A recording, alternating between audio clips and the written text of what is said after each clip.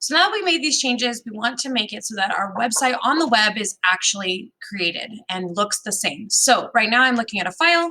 Here I'm looking at my website on the web and it hasn't been updated. Even if I refresh it, it still hasn't been updated because I haven't actually replaced the files on the server.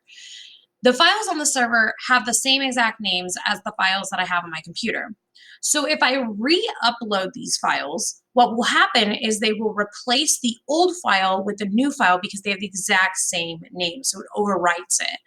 So what I'm going to do is I'm going to go to Dreamweaver and I'm going to connect to my server. I'm then going to go ahead and actually, if you think about it, the only page that I made changes to was my style sheet. I didn't make changes to any of the HTML or any of the images. So I'm going to go ahead and grab that style sheet and I'm going to select it and then I'm going to upload it to the remote server. It's then going to ask me if I want dependent files. Sure, yes, we can upload those, but really the CSS style sheet is the only one that needs to be uploaded.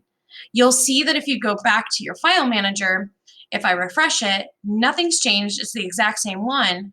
But if I go back to my website and I refresh it, the website should update automatically to have all the new settings. So let's test out. It might be stuck in my cache. So what I'm going to do is I'm going to go ahead and go to my settings with Google Chrome.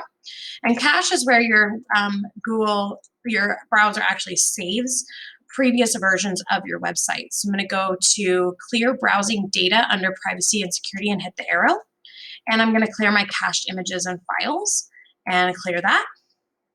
And then I'm going to go ahead and go back and refresh this and see if it will update, and it does.